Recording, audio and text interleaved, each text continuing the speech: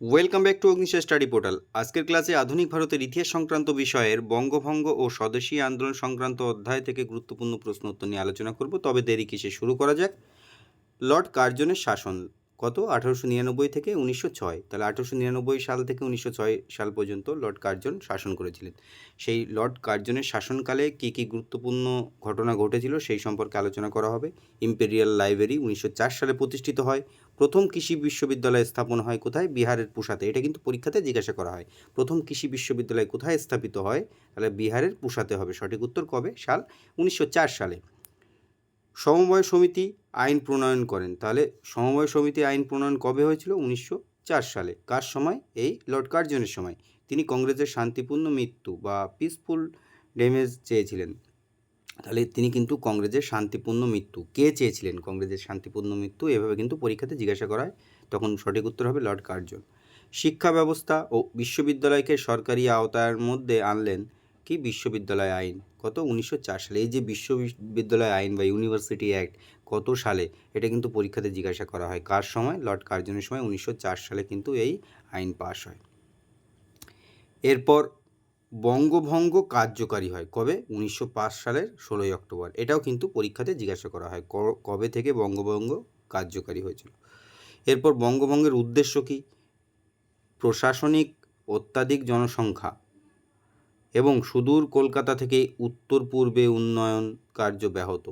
তাহলে প্রশাসনিক কী ছিল কার্যের মধ্যে? অত্যাধিক জনসংখ্যা এবং সুদূর কলকাতা থেকে উত্তর পূর্ব উন্নয়ন কার্যে ব্যবহৃত, মানে দূরত্ব বৃদ্ধির জন্য বা জনসংখ্যার জন্য কিন্তু এই প্রশাসনিক ক্ষেত্রে কিন্তু একটা বাধা তৈরি হচ্ছিল। ঠিক আছে। রাজনৈতিক জাতীয়তাবাদী আন্দোলনের প্রধান প্রাণকেন্দ্র কোথায়? বাংলা। তাহলে এই বাংলাকে বিভাজন করতে হবে, হিন্দু মুসলিম ঐক্যের ভাঙন ধরানো। তাহলে এখানে কি জাতীয়তাবাদী যে আন্দোলন তার প্রধান কেন্দ্র বা প্রাণকেন্দ্র কোথায় ছিল? বাংলা। তাহলে এই বাংলাকেই বিভাজন করতে হবে। বাংলাকে বিভাজন করতে পারলে তাহলেই কিন্তু এই জাতীয়তাবাদী আন্দোলনকে রোখা যাবে, এটা লর্ড কার্জন বুঝতে পেরেছিলেন। এবং হিন্দু মুসলিমের যে ঐক্য, সেই ঐক্যের মধ্যেও তিনি বিভাজন সৃষ্টি করার প্রচেষ্টার্থে এই বঙ্গভঙ্গের পরিকল্পনা নেন। এছাড়া বঙ্গভঙ্গ রদ কবে হয়? 1911 সালে 12ই ডিসেম্বর। ঘোষণা করেন কে? পঞ্চম জর্জ। এটা কিন্তু পরীক্ষাতে জিজ্ঞাসা করা হয় যে বঙ্গভঙ্গ রদ কে করেন। তাহলে কার্জন চালু করলেও কিন্তু পঞ্চম জর্জ সেটা রদ করেন কত? 1911 সালে 12ই ডিসেম্বর। ওই দিন কলকাতা থেকে রাজধানী দিল্লিতে স্থানান্তর করা হয়। তাহলে প্রশাসনিক যে সমস্যাটা ছিল, যে সুদূর উত্তর ভারতে বা উত্তর পূর্ব ভারতে থাকার জন্য রাজধানী, সেখান থেকে কিন্তু দূরত্বটা বেশি ছিল, যে সেখানে শাসন কার্য, তো তার জন্য দিল্লিতে সেই রাজধানী স্থানান্তর করা হয় ওই দিনেই। কিন্তু পূর্বতন বাংলা প্রদেশ ভেঙে তৈরি হয় বাংলা ও পূর্ব বাংলা আর আসাম। তাহলে এই যে বাংলা ছিল পূর্বতন বাংলা, আগে যে বাংলা, তাকে ভেঙে কিন্তু 3 খণ্ড করা হয়। কি? বাংলা, পূর্ব বাংলা আর আসাম। এরপর বঙ্গভঙ্গ বিরোধী আন্দোলন। বাংলার মুকুটবিহীন রাজা কে? রাষ্ট্রগুরু সুরেন্দ্রনাথ বন্দ্যোপাধ্যায়। এই প্রশ্নটি কিন্তু বহু পরীক্ষাতে জিজ্ঞাসা করা হয়েছে আর কি, যে মুকুটবিহীন রাজাকে বাংলার? সুরেন্দ্রনাথ বন্দ্যোপাধ্যায় সঠিক উত্তর। দি বেঙ্গলি পত্রিকার সম্পাদক ছিলেন। তাহলে এই বেঙ্গলি পত্রিকার সম্পাদক কে ছিলেন? এটাও কিন্তু পরীক্ষাতে জিজ্ঞাসা করা হয়। সুরেন্দ্রনাথ বেঙ্গলি পত্রিকায় বঙ্গভঙ্গকে এক গুরুতর জাতীয় বিপর্যয় বলে মন্তব্য করেছেন। ভারতের জাতীয় দুর্যোগ কোথায়? এই বেঙ্গলি পত্রিকাতে। তাহলে এক গুরুতর জাতীয় বিপর্যয় বা ভারতের জাতীয় দুর্যোগ, এটা কিন্তু সুরেন্দ্রনাথ বন্দ্যোপাধ্যায় তার বেঙ্গলি পত্রিকার মাধ্যমে কিন্তু এই বঙ্গকে কেন্দ্র করেই কিন্তু এই কথাটি বলেছিলেন। এছাড়াও কিছু ইংরেজ পরিচালিত পত্রপত্রিকা সেই সময়ের কি আছে? ইংলিশম্যান, স্টেটম্যান, পাইনিয়ার প্রভৃতি ইংরেজ সংবাদপত্রে বঙ্গভঙ্গের সিদ্ধান্তের তীব্র নিন্দা করেছিল। লন্ডনের ডেইলি নিউজ পত্রিকাতেও কিন্তু বঙ্গভঙ্গ সিদ্ধান্তকে অদূরদর্শী বা রাজনৈতিক জ্ঞানের পরিচায়ক বলে উল্লেখ করা হয়। এরপর সঞ্জীবনী পত্রিকার সম্পাদককে? কৃষ্ণকুমার মিত্র। এই প্রশ্নটি কিন্তু বহুবার পরীক্ষাতে জিজ্ঞাসা করা হয়েছে। প্রথম বিদেশি পণ্য বর্জনের আহ্বান জানান কত? 1905, 13ই জুলাই। খুলনা জেলার বাগেরহাটে এক বিরাট জনসভায় বয়কট প্রস্তাব গৃহীত হয় কত? 1905 সালে 17 জুলাই। বঙ্গভঙ্গের সিদ্ধান্তের কার্যকারী দিন কবে? 1905 সালে 16 অক্টোবর। ঘরে ঘরে রামেন্দ্র সুন্দর ত্রিবেদীর প্রস্তাব অনুসারে অরন্ধন পালিত হয়েছিল। কিন্তু এগুলো খুবই গুরুত্বপূর্ণ তথ্য, এগুলো জেনে রাখা জরুরি। যে সবসময় এগুলো পরীক্ষাতে জিজ্ঞাসা করতেই পারে তা নয়, কিন্তু জিজ্ঞাসা করলেও করতে পারে। রবীন্দ্রনাথ ঠাকুর কি রাখি বন্ধন কত? 1905 সালে 16 অক্টোবর পালিত হয়। এটা কিন্তু আসে পরীক্ষায়। রবীন্দ্রনাথ ঠাকুরের কি রাখি বন্ধন।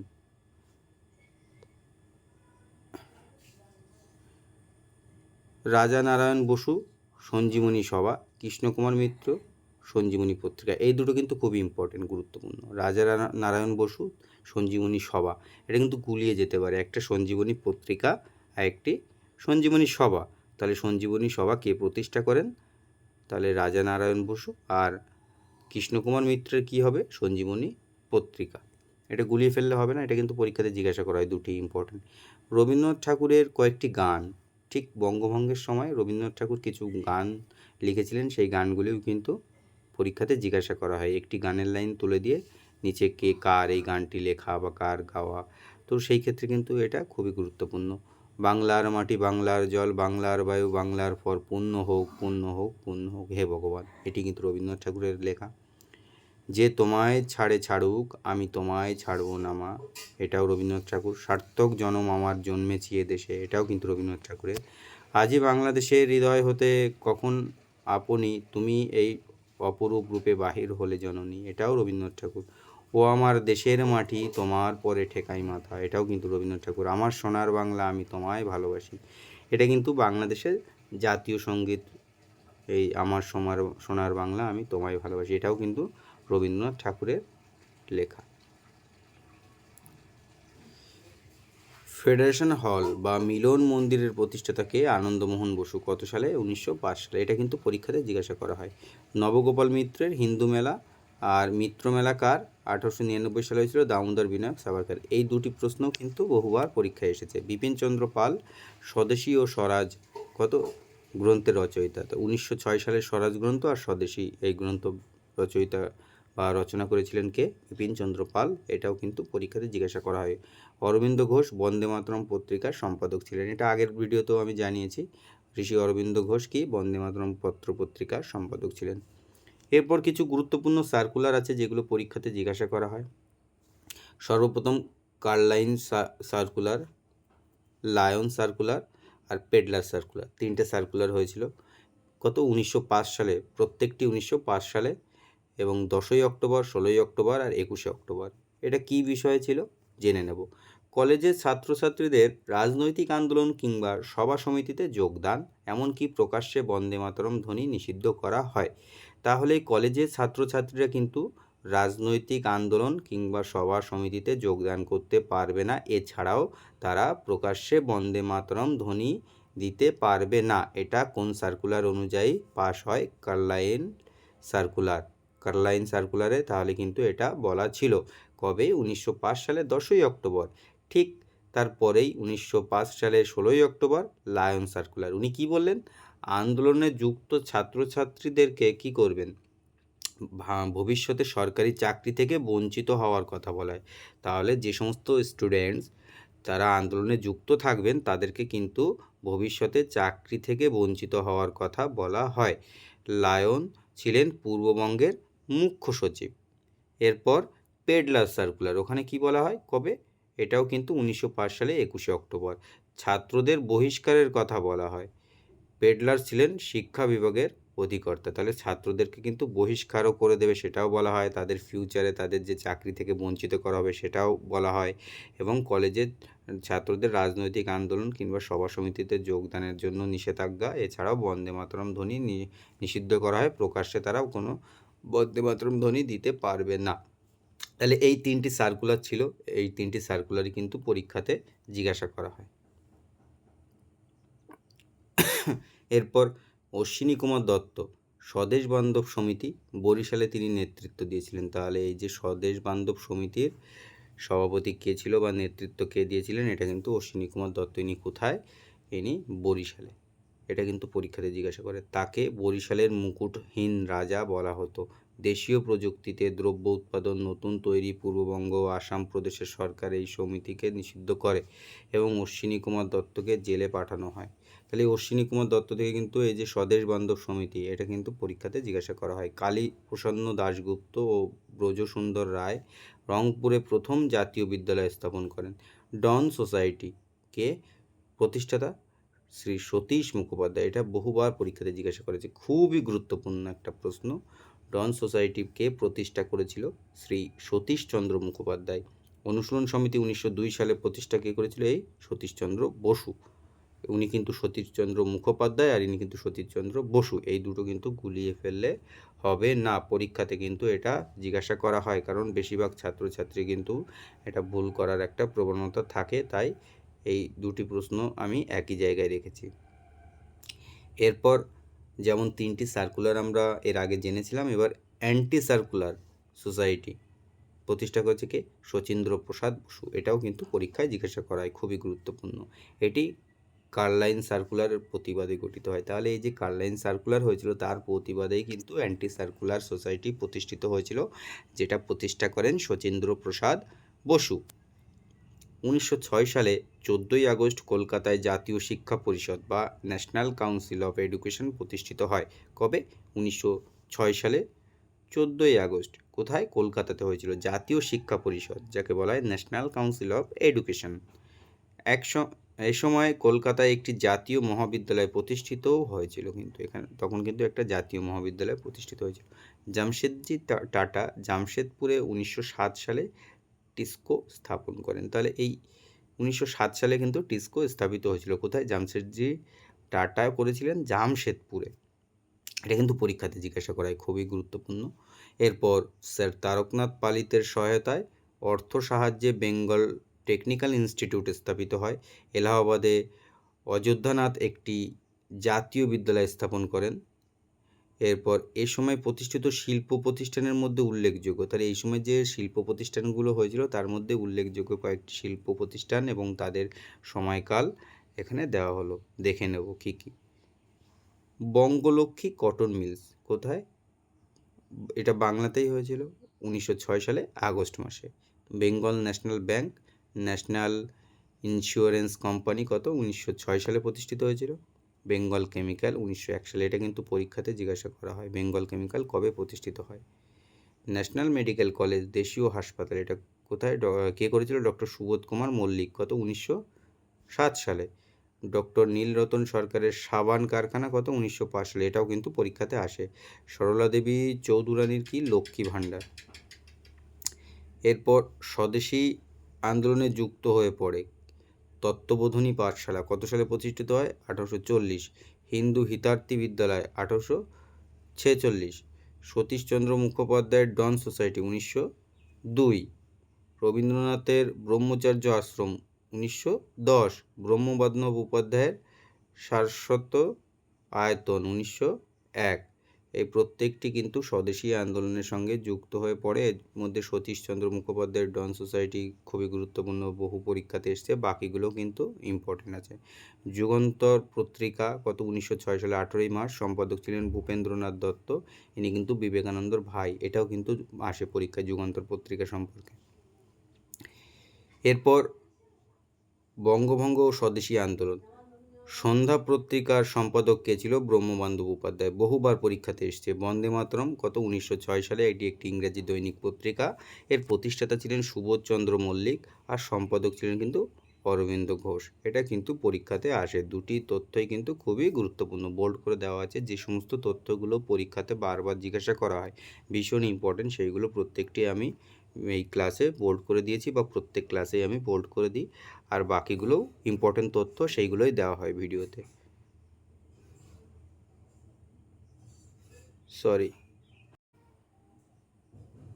আরও কিছু গুরুত্বপূর্ণ তথ্য, একটু ডিস্টার্ব হলো তার জন্য দুঃখিত। হ্যাঁ, 1908 সালে গান্ধীজি বলেন, বঙ্গভঙ্গ আন্দোলন থেকে ভারতের প্রকৃত জাগরণের সূচনা। বঙ্গভঙ্গের সময় বাংলার ছোট লাট ছিলেন কি? Bampfylde fuller. এটাও কিন্তু পরীক্ষাতে জিজ্ঞাসা করা হয়, খুবই একটি গুরুত্বপূর্ণ তথ্য। বঙ্গভঙ্গের সময় বাংলার ছোট লাট কে ছিলেন? এরপর 1906 সালে কলকাতা অধিবেশন, কংগ্রেসের যে কলকাতা অধিবেশন হয়েছিল, সভাপতি কে ছিল? দাদাভাই নৌরোজি। উনি স্বরাজ লাভই ভারতীয় জাতীয় সংগ্রামের মূল লক্ষ্য এটা বলে ঘোষণা করেন। এটা আগের ক্লাসেই আমি জানিয়েছিলাম, রিপিট হলো। 1908 সালে জুন মাসের মধ্যে বন্দে মাতরম, সন্ধ্যা, যুগান্তর পত্রিকার প্রকাশনা বন্ধ হয়ে যায়। এরপরে কিন্তু এই বন্দে মাতরম, সন্ধ্যা এবং যুগান্তর এই ধরনের পত্রিকাগুলো, যেগুলো কিন্তু খুবই গুরুত্বপূর্ণ ভূমিকা পালন করছিল বা ইংরেজ বিরোধী বিভিন্নভাবে সংগ্রামকে তুলে ধরছিল, সেই সমস্ত পত্রপত্রিকাকে কিন্তু ইংরেজরা নিষিদ্ধ বলে ঘোষণার মাধ্যমে বন্ধ করে দেন। যে ওনারা বুঝতে পেরেছিলেন যে এগুলোকে না আটকালে কিন্তু মানুষের মধ্যে একটা জাগরণ সৃষ্টি হবে এবং তাদের আর বেশি দিন কিন্তু তারা এখানে থাকতে পারবে না। বিভিন্ন জায়গায় বিভিন্ন ধরনের প্রতিবাদের সম্মুখীন হতে হচ্ছিলো। এই জন্য তারা তাদের এই পত্রিকাগুলোকে বন্ধ করার প্রচেষ্টার মাধ্যমেই কিন্তু সফলতা অর্জনের চেষ্টা করে, কিন্তু সেটাও পরবর্তীতে তো আর সফল হয়নি, ব্যর্থ হয়েছিল বলেই তো আমরা আজ স্বাধীন। এরপর মরলে মিন্টো সংস্কার, কত? 1909 সালে। মরলে কে ছিল? ভারত সচিব, আর মিন্টো ছিল বড়লাট। তাহলে এই মরলে মিন্টোর রিফর্মস, এটা কিন্তু পরীক্ষাতে জিজ্ঞাসা করা হয়, খুবই ইম্পর্টেন্ট। কত সালে হয়েছিল? 1909 সালে। মরলে মিন্টো, মরলে কে ছিল? ভারত সচিব, আর বড়লাট কে ছিল? মিন্টো। এরপর স্বদেশী আন্দোলনের সমকালীন পত্রিকা, মানে স্বদেশী আন্দোলনের সমকালীন যে সমস্ত পত্রপত্রিকা ছিল গুরুত্বপূর্ণ, সেইগুলো তুলে ধরলাম। Indian nation, Nagendranath Ghosh. ভারতী, সরলা দেবী। সাহিত্য, সুরেশচন্দ্র সমাজপতি। হিতবাদী, কালীপ্রসন্ন। এটা কিন্তু পরীক্ষাতে জিজ্ঞাসা করা হয়। ভাণ্ডার, রবীন্দ্রনাথ।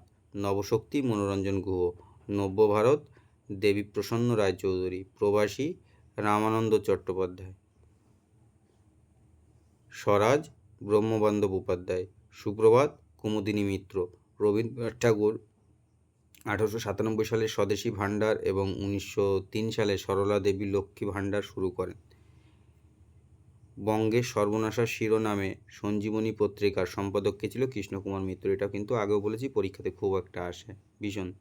1905 সালে 6 জুলাই বঙ্গভঙ্গের বিরুদ্ধে সম্পাদকীয় কলম প্রকাশিত হয়। এরপর মুসলিম লীগ কি? তাহলে 1906 সালে 1 অক্টোবর আগা খানের নেতৃত্বে মুসলিম নেতাদের একটি প্রতিনিধি দল লর্ড মিন্টোর কাছে সিমলায় স্মারকলিপি জমা দেন। এটাই কিন্তু মুসলিম লীগের তরফ থেকে প্রথম স্মারকলিপি জমা দেওয়া হয়। মুসলিম লীগের প্রথম অধিবেশন বসে কোথায়? এই ঢাকায়। 1906 সালেই কিন্তু গঠিত হয়। প্রতিষ্ঠাতাকে নবাব সলিউল্লাহ বা বড়লাট মিন্টো বা আগা খানের, প্রত্যেকেই কিন্তু হবে। অপশানে যেটা থাকবে সেটাই উত্তর হবে। এই সবগুলি থেকে যদি সবগুলি দেওয়া হয় তাহলে সেটাই উত্তর করতে হবে। এনারাই কিন্তু প্রতিষ্ঠাতা ছিলেন, কিন্তু একসঙ্গে সব অপশান থাকে না, বিশেষ করে আগা খান বা নবাব সলিউল্লাহ এই অপশানেই থাকে। আলিগড় কলেজের